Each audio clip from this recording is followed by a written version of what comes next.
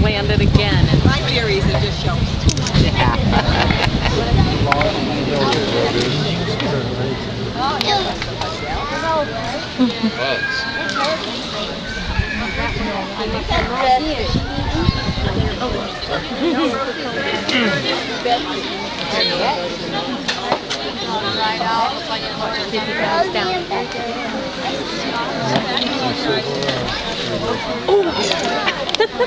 Wow, he's really fishing down here. He's having a blast. You need to let him know about all the fish up here. A rock coming to eat.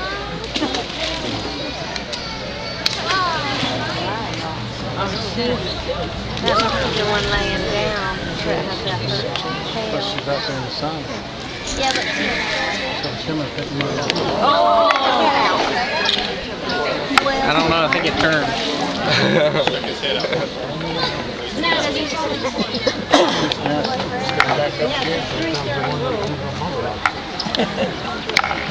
Oh, shoot.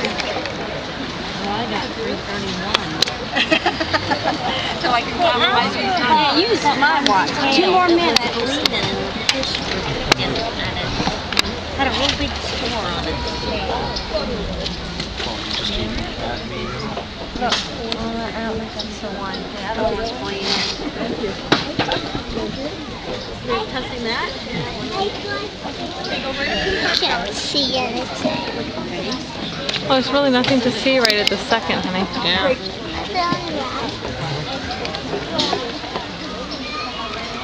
These fish are too funny. Yeah. Here it comes. Here it comes. Right there. I want to welcome you to Homosassa Springs Wildlife State Park. My name is Ellen, and I'm one of the many volunteers here. I see a couple more over there. There's Diane and Lynn and Mim, and there's whole bunches of us. If we're wearing a gray shirt or a white shirt, we are all here because we love this park. We're very privileged to be part of it, so if you have any questions, feel free to ask us. If you actually see somebody in a green shirt, they're the official rangers. So yeah, you gotta say woo when you see them. But you are here for a Manatee talk, and I appreciate you being here so much, but I am going to ask if you will please remain seated, especially if you're on a bleacher. We've had a couple of accidents, so we don't want that to happen in the past. We have, so today, I'm not on my watch, so please keep yourself seated and safe, and if you have a cell phone, if you wouldn't mind just shutting it off for the 15 minutes that I'll be here, in respect to your neighbors as well. We are home of 6 Florida all female manatees. They are a subspecies of the West Indian manatee, but they have lived here in Florida for millions of years. They are native here, and they are a subspecies, as I said, of the West Indian manatee, look just like them. But they were here, not brought in to clean out canals, as some people have, suspected. They, fossils have been found that date back at least 12 million years. They are here primarily because of the wonderful springs that are located throughout Florida. The head springs of the Homosassa Springs is right underneath that platform that you're standing on. That is a floating observatory. For those of you who have not been to the park, you can go down below that, and there are windows all at the bottom of it. It looks down into the spring, which goes down about 35 feet into the earth, and it puts out 3 million gallons of fresh spring water every hour.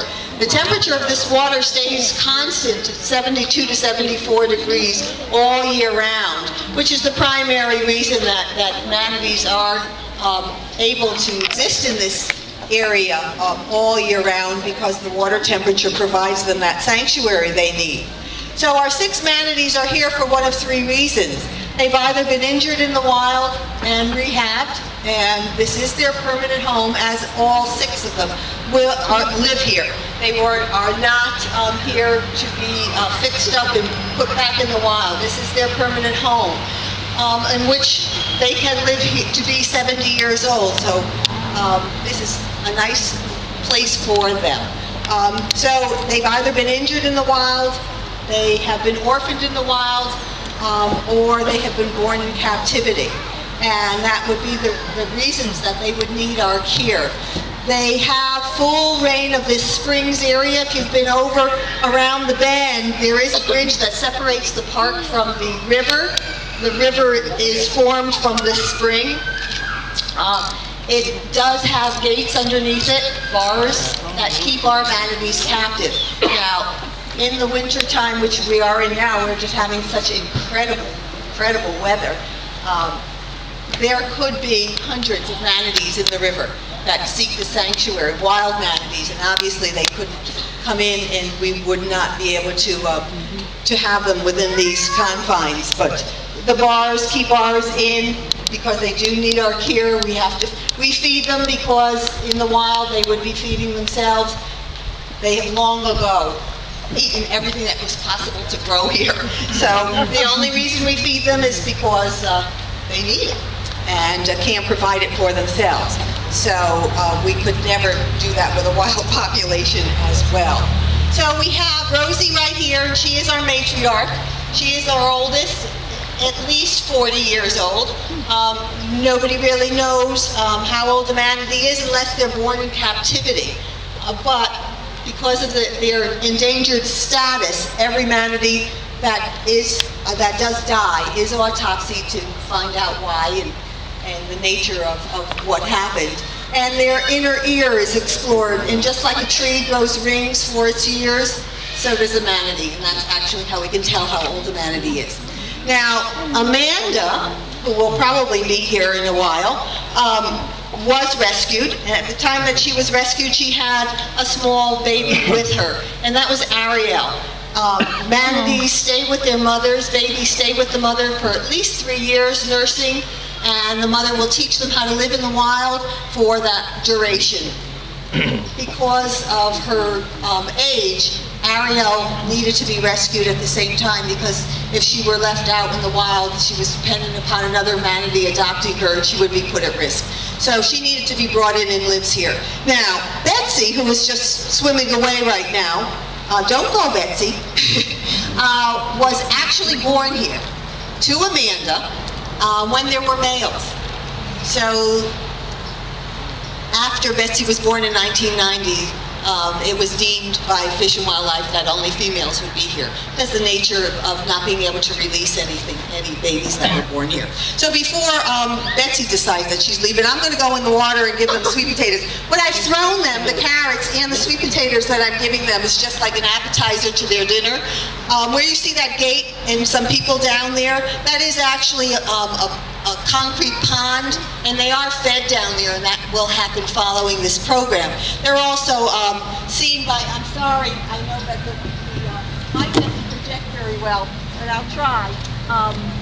The vet will see them down there, and they also get their baths down there, so they're used to being in there. If you see a manatee in there and you think that it's there because it's injured, it's not.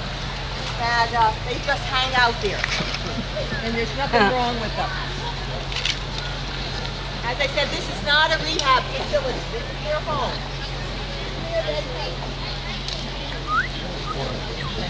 It's 74 degrees, so it feels really good. I'm originally from Connecticut. I'm used to 50-degree weather, so water. So, manatees are mammals. You probably already know that. And because they are mammals, they are air-breathing, they have live birth, they have hair on their body, warm-blooded, nurse their young, they do all the same things that we do. Their lungs are at the top of their body and really take up a great deal of their body. And you'll see they have nostrils right at the top of their face. You just stop them for a carrot and then she'll come in through.